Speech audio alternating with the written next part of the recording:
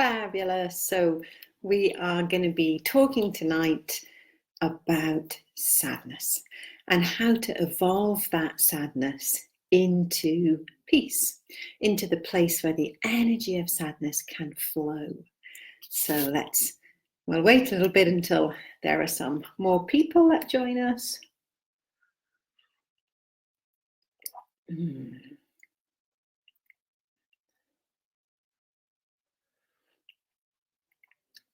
Excellent. Because sadness is a really natural emotion. It's actually one of the emotions that I see that is really beautifully profound. Sadness comes from the core of us very often, and that's why it's such a beautiful emotion to work with. Hi, Sylvie. I see your beautiful name pop up there and thinking of you. Hi, Kathleen.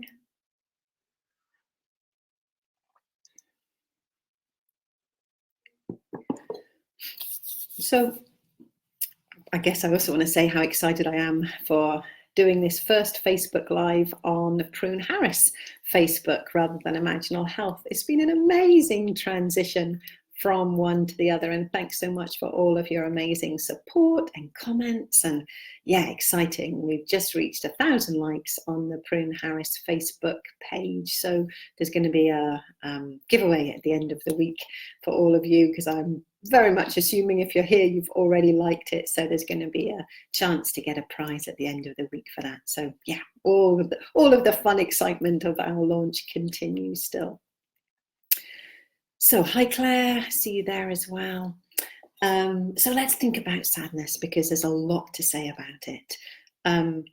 Very normal, very natural emotion. Sadness is one of the emotions that really comes from a core level. And of course, we can experience some more superficial level sadness. But often that sadness is actually tapping into a well of sadness. And that might be about a personal situation, might be about sadness of a more global situation, or a community or familial situation. So sadness tends to be an energy that moves in very deep and settles down. Sometimes the sadness can provoke emotions such as fear or anger, and sometimes prolonged fear or anger can go inside and actually create this deep sadness. So when we're talking about the energy of emotions, then really put the energy of sadness, the emotion of sadness, at a very deep level inside. And that's why I really wanted to talk about it, because actually sometimes we sit on layers of sadness that really prevent us from being able to access the joy in our life.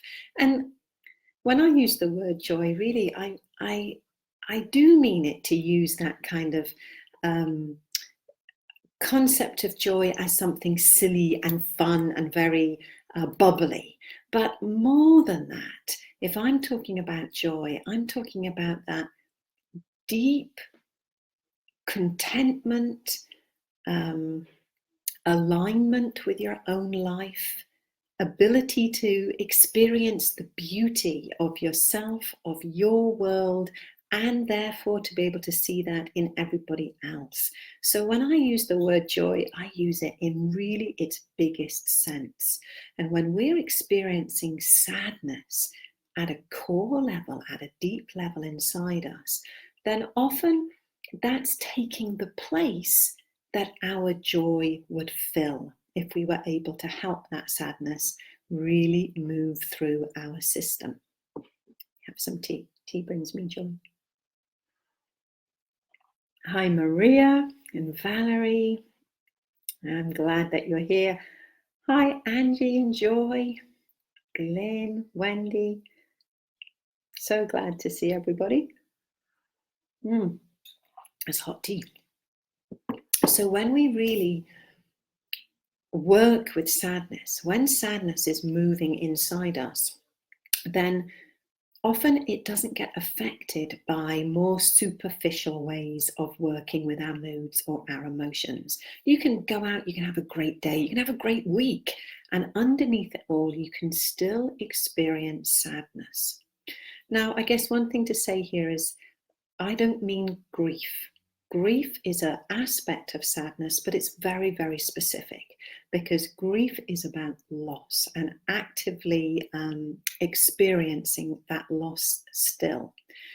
Sadness can be attached to loss, but sadness is a much bigger energy, a much bigger emotion. It doesn't tend to have that single focus of grief. So just know that when we're defining sadness here, I'm not really talking about grief. And actually, in a couple of weeks, we're going to be doing another Facebook Live over emotion, and that one's going to be about grief. So let me tell you what I see when I see that energy of sadness. Often, and this is what I love so much about sadness, often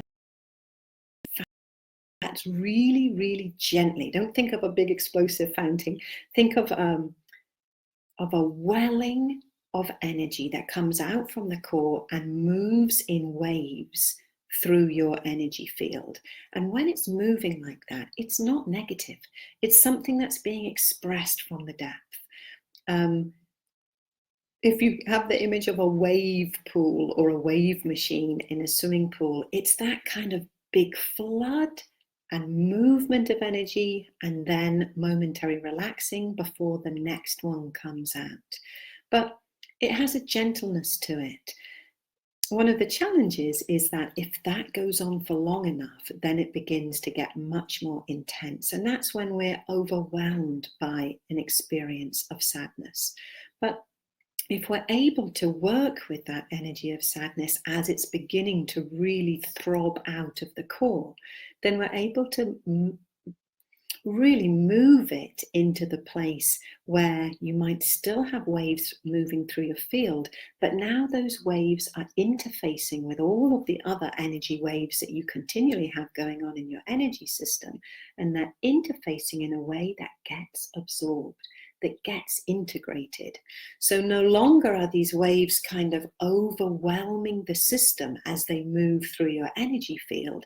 Instead, as that wave's coming up, it's being met by the system, and the system moves gently with it, gradually with it, so that actually, as that energy of sadness gets integrated into your system and then moved out, what you get is still, it's a fresh wave, but it's one of peace. It's an amazing thing when that energy of sadness is evolved, because what comes out of it is sort of that joy, that deep, deep joy that I was just talking about, that comes from the energetic core, comes from the very essence or depth of you. And as it moves out, now it's carrying a different vibration, a different wave, a different throbbingness to it. And it's one of peace, reconciliation, almost like there's a little bit of a reboot going on in the system. So where there used to be that wave of sadness, now there's a wave of peace or expansion. Sounds cool.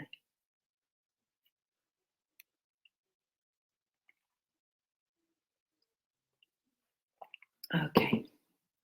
So, by the way, if anyone's got any questions, then feel free to ask. I know and I hope that you have questions. It's always great when I get a question coming in. It helps me explain something that I might not have thought of explaining, or helps me show it in a way that really everyone can grab. So please, please, please ask questions. I want them. It helps us carry the discussion on in ways that are really beneficial for all of us. And also sometimes when I'm talking in answering a question, I bring forward a piece of understanding where I think, no one's ever asked me that about the energy fields. And so I learn from it as well, which is one of the things that makes me love what I do. So if we're thinking about when you first begin to experience that sort of unfolding energy of sadness, then what we want to do within our energy fields, within our consciousness fields, is one, allow it to move, and two, help it integrate, help it feel its way into that place of resonance rather than dissonance. And I'm going to show you a way to do it because it's so simple and it's so powerful. Let me come down a little bit. So the first thing, if you take the first two fingers of your hand and your thumb together, both hands, and you're going to place them right in the middle, on the midline, about an inch back from the hairline. That's the place where your little soft spot was when you were a baby. And that helps come straight down into the central nervous system and into the heart energy. And the second one, where we're going to place that one, we're going to place it right on the third eye. So that place in the bridge of the nose. And you can play which hand feels best to you. You want to just find today, really it's a question of polarity in your body system. And often when there's big waves of sadness coming through, then our electromagnetic polarity will be really altered in our body system. Because when those waves come through, they affect the heart. And the heart is the keeper of your huge electromagnetic field. So when suddenly there's a different vibration coming through that energy field, then the electromagnetic energy in every one of your cells gets slightly altered. So come in here and you can pop your elbows down on the desk or on your knees. And just with very little pressure, you're going to be touching this place of the baby soft spot and your third eye area. You can close your eyes if that feels good. And you can literally take some good breaths here. Be mindful of any tension that you're holding in your body right now and just take your awareness to it. Your body is designed to be healthy, pain-free, stress-free, joyful. That's what every one of us has in our template of health. And when we experience stress or pain or tension, sometimes all we need is to connect the places that our bodies know to help reset and reboot that amazing template of health.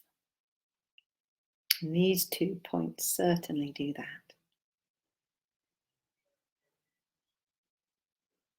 Lovely. And then the second part of this exercise, it's beautiful just in itself, but if we bring in a second part, we really help integrate that energy of sadness and move it towards peace. So while keeping that one on the top fontanelle, you're just going to bring the other one into the center of the breastbone, into the center of the sternum. And from here again, no real pressure on either point.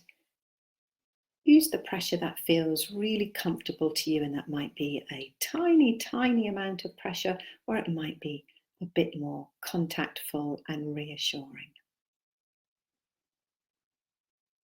And this is a beautiful way to connect that top point into the depth, the center of your heart system.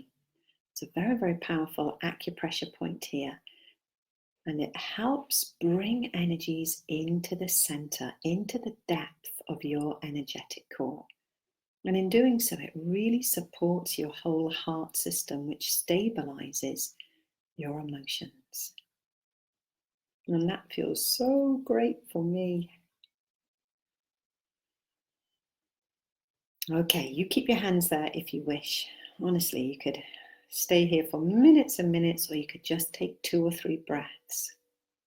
But you keep your hands there. I want to see if there's any questions that people are asking. Okay. All right, Nan, you're asking, is lifelong sadness necessary? You've been deeply sad since childhood. Okay, I'm going to say absolutely not. Absolutely not. When we have that kind of deep sadness, it simply means that the energy of sadness has got stuck. That no matter what else you're doing in your life, how you're expanding your life or limiting it, whatever you're doing, it's not able to help that sadness evolve. So sometimes It's simply a case of working consciously with that sadness. Sometimes it's not about that at all, and it's about embracing joy. We can put so much focus on our own pains, our own ailments, our own places of sadness or grief or fear that we forget to really be conscious of identifying those places of joy, those places of friendship, of fun, of compassion. So sometimes we want to track the problem. Sometimes we want to give as much weight to what we're wanting as we are already giving to the problem. So now my suggestion is work with this exercise and really see how it moves. And you can even take your attention to the sadnesses that you experience. Sometimes when the sadness is really old, you can't even necessarily identify what exactly it's about. And that's where that exercise can be great. Okay. Hi, Cindy and Peter, Emma. All right. And Sarah, you're asking, is this good for heat break? I'm not sure what you mean, so give me more information there. Okay, Mike, you're asking, am I differentiating this from depression too? Yes, in a way, although of course sadness is often an energy that is involved in depression. So depression is a bit more of a, I'm not talking about that specifically in this Facebook Live because depression works through many systems. Depression is a way of systems moving internally and connecting to each other internally, which simply means that when that happens, it can become a very internal energetic aspect, which to actually move free from that, to begin to turn it into a more expansive energy field, then working with sadness will be one aspect, but only one aspect. If you are someone who works with depression, then this exercise, the one I've just shown you, is amazing because it brings things far more into your center. And from that place, you can access much more of your strength.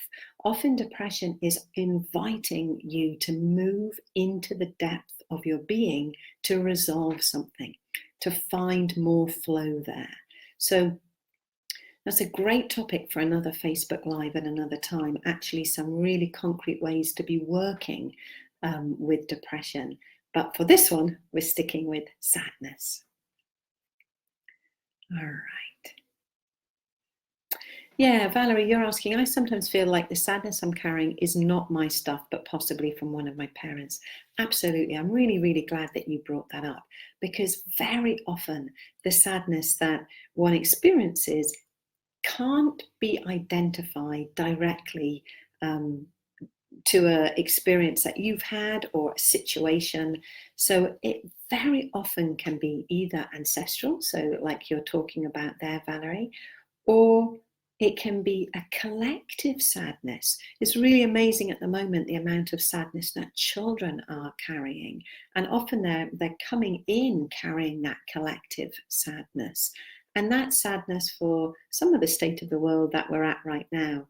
I'm sure many of us at times experience sadness, wondering quite how we got here. How did we get to a place where we're living lifestyles that we know are damaging the earth, that we want to do something about. And little by little, we're bringing in changes, but we feel that huge sadness that is being experienced on the earth right now. A lot of injustice in all kinds of ways and systems. So when we experience that kind of collective sadness or ancestral sadness, again, it's about finding how to align your system so that sadness can flow through it. One of the beautiful, beautiful tools that I use in that situation is prayer. Prayer, and especially I use the Ho'oponopono prayer in order to help myself take responsibility for the sadness that I'm feeling and to move it through. So the Ho'oponopono prayer, for those of you who don't know it, works with 4 lines. It's a Hawaiian form of healing and prayer, and it works with 4 lines. I'm sorry, please forgive me. thank you, I love you. Those are the 4 lines in the prayer. Which order you put them in is going to very much depend on you and what you're working with in that prayerful way on that day. But that can shift sadness amazingly. So, Valerie, in your situation, if you can identify that this sadness that you feel is either from your mum or your dad, or maybe you can't, so get a picture of both of them, put them in a little place, and give your corner of your room a little bit of sacred space for them, maybe light a candle, and then start saying that prayer. And you're saying it not just as you, Valerie, to your mum and dad, but you're saying it as you, a representative of the collective, and you're saying it to everything and everyone, seen and unseen, that needs that prayer of healing. So, what's happening when you work like that is you're shifting the vibration of the cosmic web that we all live within. If you can imagine this amazing, amazing cosmic web, when we work with vibrational medicine like that, prayer medicine, then actually we're helping heal a thread in that cosmic web. We really are that powerful. Every single one of us has that ability to heal those threads of the cosmic web. And when we've healed enough of them, wow, we're going to be living in very, very different levels of consciousness. Okay, Sarah, you're asking if it's good for heartbreak. Yes, yes. Is this exercise good for heartbreak? Yeah, it is, because actually that's a really powerful form of sadness, isn't it? It's a way in which the heart really isn't managing to integrate an understanding, an emotional and energetic understanding in the system. So when we talk about heartbreaks, energetically, often how that shows up is that beautiful rhythmic power of the heart has become very dissonant. So instead of it being the kind of rhythm keeper of the body, suddenly it's taking all kinds of breaks in holding its place of power. And when that happens, that exercise of being able to bring the energy into the third eye, the heart center, through the energetic core, can really help bring more peace and stabilize that heart. So absolutely. Okay, Lily, you're asking, initially touching the spot on the fontanelle spot was sore, as was the chest point. It reduced. Was I in the wrong spot, or was that the end of an emotional day? Yeah, I think it was very much the end of an emotional day. Anytime you touch points like that, so these are powerful points. These are access points into ways of our body system aligning itself. So anytime you touch a point like that and it's sore, first thing you're going to do is just notice it and say, hey, what's going on? Oh, well, if you've had an emotional day, no wonder. There would have been a huge amount of energy that was really coming out of all of those spots, as well as other places in the body system that hold a lot of direct communication or energetic access points. So when spots like that are sore, just work with them really gently. So maybe another day you'll come up here and it'll be, you feel like, oh, I really want to go a little bit deeper. I want to really connect into this point. Maybe today, when it was sore, you could just even flatten your fingers. So it's really gentle. And what you'll find after a while, Lily, is that the energy from this point starts coming up to the hand. It's like, think of times when you've been emotional and you feel like you've got a pressure valve on, and that pressure is having to really, really be contained, otherwise it's going to blow. A lot of these points act in that pressure valve way. So I suspect, end of emotional day, this area is full of congested energy. So that's why when you touch it, there's some soreness there. As you keep your fingers there, as you invite movement through that place and balancing through that spot, then actually the congestion goes, and therefore the soreness or the pain will reduce. So you can always use it as a great yardstick. And I would invite you, when you haven't had an emotional day, when you've had a really peaceful and joyful day, do the same exercise and notice, this time, is there less soreness there? It would be really great for you to get to know your body that deeply. Excellent. Yashoda and Karuni. Yeah, great. All right, so we've still got a few more minutes. So if there's any other questions, and just checking I haven't missed any here. We've got hi from Colorado and Spain, USA. Wonderful. Okay. Hi, Lucy. So let's say what else I want to say about sadness.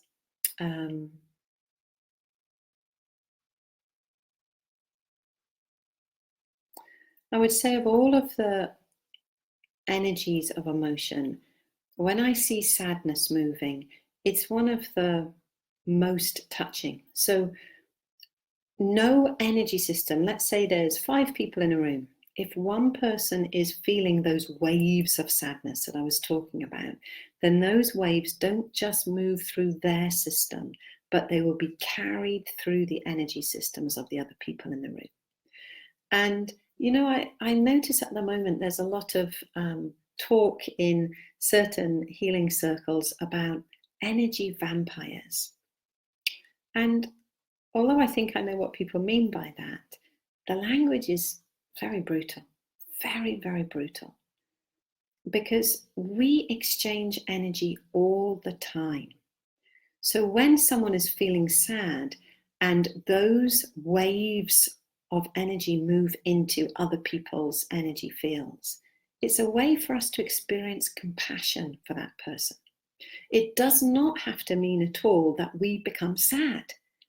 If our energy fields are in any level of resiliency or cohesion, it will simply be that we notice, we clock it. We are now aware that there is a member of our community who is feeling sadness. And often when somebody's system, when one of the other people's, not the person experiencing sadness, it's really beautiful to see that that energy system becomes a little fuller, a little more grounded, a little more vibrant. That's the right word. It becomes a little more vibrant, almost to stand in strength.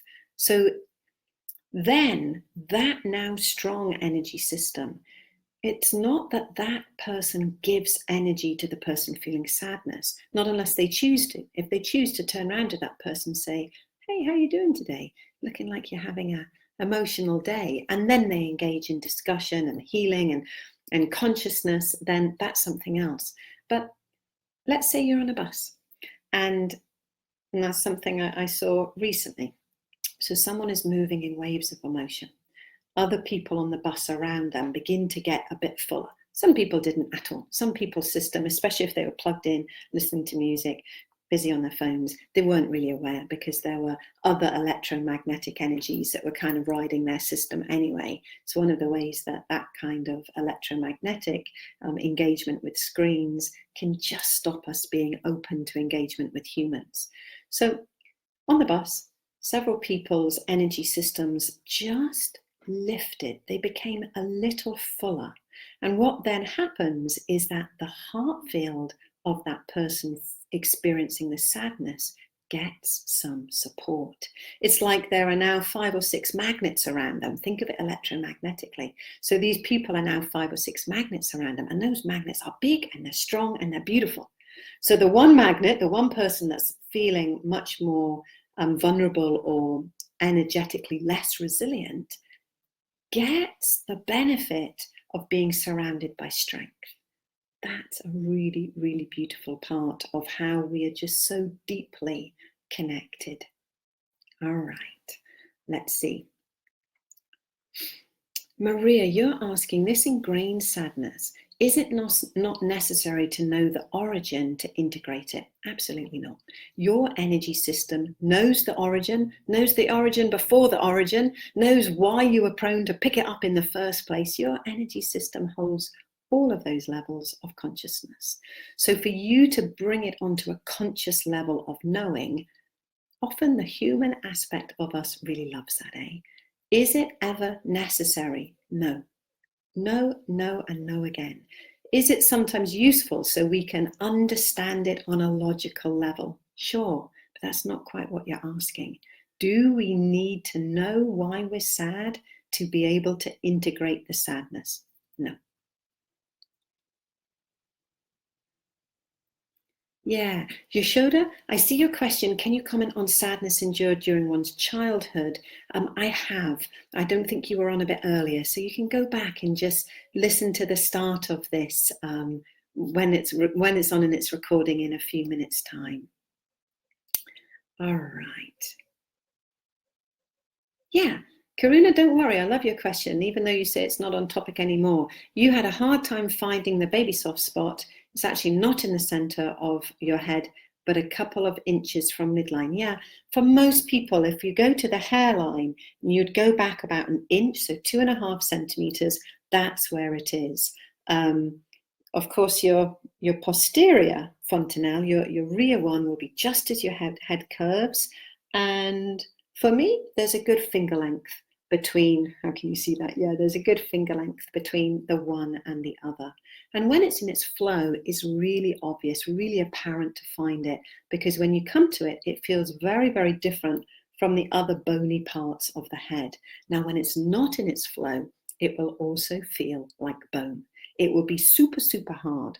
But if you keep your fingers there for a few minutes, you'll feel the energy moving through that spot. And then when you touch it, it will feel very different to the bone on the rest of your head. Okay, Katie, you're saying it makes you even more aware of the importance of grounding and managing your energy. You say impeccably, that's a big word. Let's give ourselves permission to sometimes fail completely in managing anything about ourselves. But yes, more we can be grounded, the more we get to that place where we can really enjoy the amazing rhythms of our own energy fields, our own consciousness, and our own life. Okay, so I think at 2 minutes past, we are going to finish there. Thanks so much for joining me, especially on this new Facebook page. Really exciting to have this first Facebook Live here. And if there are any specific topics around energy of emotions or any other thing that you want to see me cover in a Facebook Live, then please let me know. Post it on this page after this video, because it will give me great ways to think of what's needing to come out for all of you. All right, much love. I hope that you manage to move your emotions into peace and joy very easily. Bye-bye.